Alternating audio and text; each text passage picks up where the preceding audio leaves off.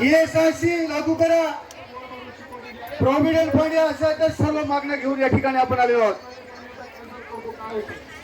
भगिनींनो, शेतकरी आणि कामगार असा एक चुकीचा हा लाल झेंडा हा नेहमी आपण रस्त्यावर घेऊन शेतकऱ्यांसाठी उतरतो, कामगारांसाठी उतरतो. संघटित कामगार असतील, असंघटित कामगार असतील, सर्वांची कदम असलेला हा लाल झेंडा आहे. आपल्याला माहित असेल 2 महिन्यापूर्वी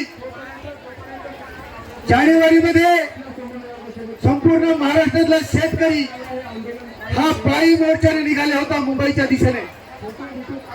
शेतकऱ्यांच्या मागण्या ह्या सोडवल्या पाहिजेत.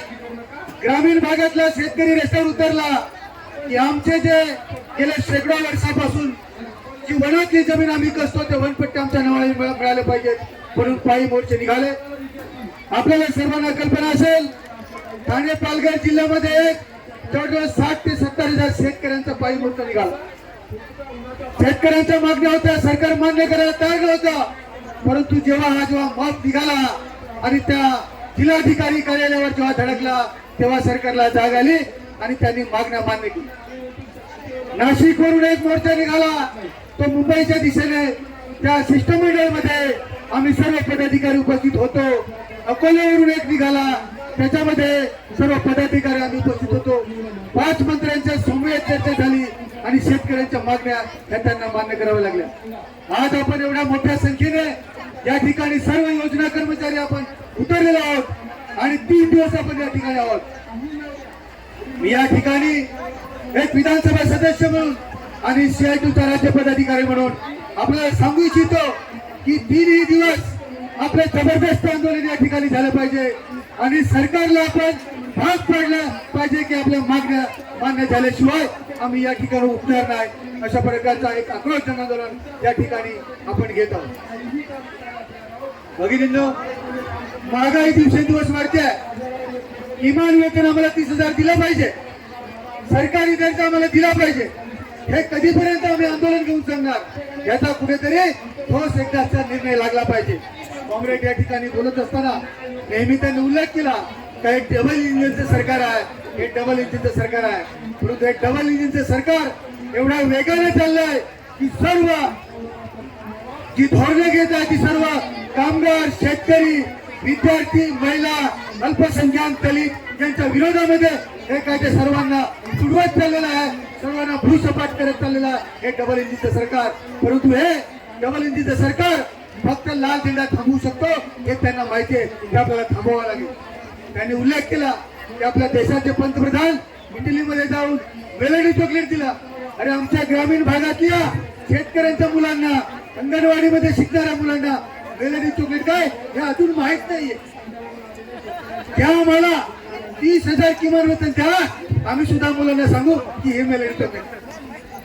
ही परिस्थिती आहे देशाची. आपला रुपया घसरला, आपल्या रुपयाची काही किंमत राहिली नाही आणि हा विश्वगुरूकडे जाऊन सांगतो की आम्ही महासत्ता बनणार आहोत. महासत्ता तुम्ही बनणार, आमच्या भगिनींना या सत्याच्या उन्हामध्ये का बसावं लागतं? मंदिरांच्या समोर अजून भिकारी भिक्का मागतो, रेल्वे स्टेशनवर भिकारी भिक्का मागतो. ही तुम्ही महासत्ता बनता, भारत देश महासत्ता बनताय तुम्ही सांगता परदेशात जाऊन. ही सर्व परिस्थिती आहे आणि म्हणून आताच DL करायची चर्चा झाली की या ठिकाणाहून आम्ही आता मंदिरात जाऊन मंत्री महोदयांबरोबर बैठक कशी आपल्याला आयोजित करता येईल आणि त्यांना सुद्धा आम्ही ताकीद देऊ का जर तुम्ही आमच्या ह्या सर्व मागण्या ह्या मान्य जर केल्या नाही तर हे आंदोलन अजून वाढायचं येईल. आजूबाजूच्या जिल्ह्यांमध्ये आम्ही जाऊन प्रचार करू की अजूनही सरकार आपल्या मागण्या मान्य करायला तयार नाहीये, तर आपण या भागातून जास्तीत जास्त अजूनही अंगणवाडी सेविका, मदत जागा असतील यांना सर्वांना आपण या ठिकाणी उतरवू. संघटित क्षेत्रातले कामगार हे उद्या येणार आहेत. आमच्या ठाणे पालघर जिल्ह्यातून सुद्धा उद्या कामगार या ठिकाणी मोठ्या संख्येने उपस्थित राहणार आहे.